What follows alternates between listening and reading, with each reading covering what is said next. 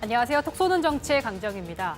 지난해 11월 발생했던 인천 중학생 추락사 사건, 저희 톡 쏘는 정치에서도 다뤘습니다.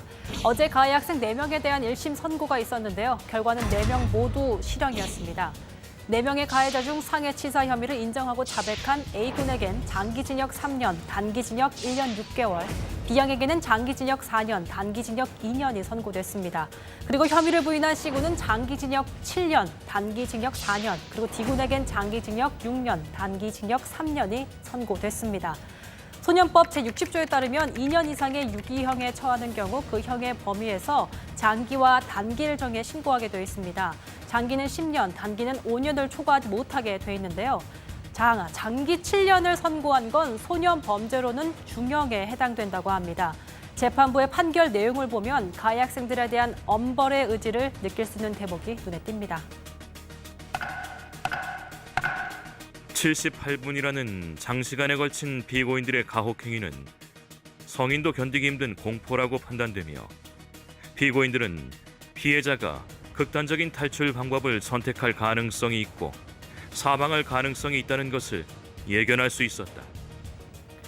당시 피해 학생의 추락에 대한 여러 가지 추측이 있었습니다. 재판부는 피해자가 폭행을 피하기 위해서 시래기 위로 뛰어내리다가 추락했고 이것은 죽음을 무릅쓴 탈출을 시도한 것이라 판단했습니다.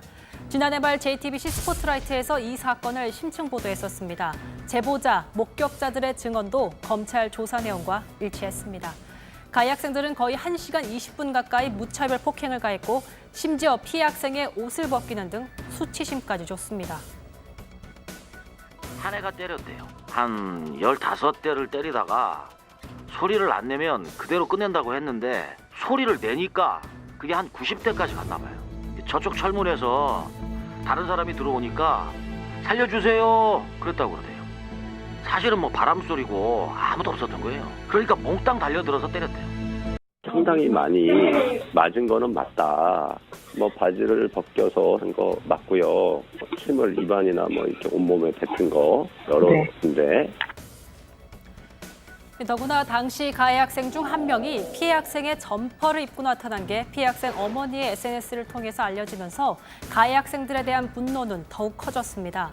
사건 당시 청와대 국민청원 게시판엔 피의자들을 전부 사형시켜라, 소년법을 폐지해라, 가해자에게 강력한 처벌을 해라 이런 청원들이 잇따랐습니다. 소년 범죄가 갈수록 잔혹해지면서 촉법 소년 적용 연령을 낮추거나 처벌을 강화해야 한다는 여론이 나오고 있습니다. 전문가들은 교화에 중심을 두는 소년법의 취지상 폐지는 어렵고 개정의 여지는 있다고 말합니다. 그래도 소년법 폐지는 사실은 우리가 뭐 폐지까지 갈 건 아니고 조금 이제 형을 조금 조정해야 될 필요성이 있어 보이는데요. 소년법의 개정이나 폐지나 뭐 이런 문제와 관련해서는 그 행위한 아이들의 문제도 있지만 그 아이들이 그렇게 만들어버린 우리 사회나 우리 어른들 책임도 있기 때문에 항상 같이 종합적으로 판단해야 된다는 거죠. 검찰은 판결문을 검토한 뒤 이번 주 안으로 항소 여부를 결정한다고 합니다. 이후 상황 지켜봐야겠고요. 소년법 개정 문제에 대해서도 사회적인 논의와 고민이 필요해 보입니다. 이와 함께 방치되고 폭력에 노출된 청소년을 보호하는 방안도 마련돼야 하지 않을까 싶습니다.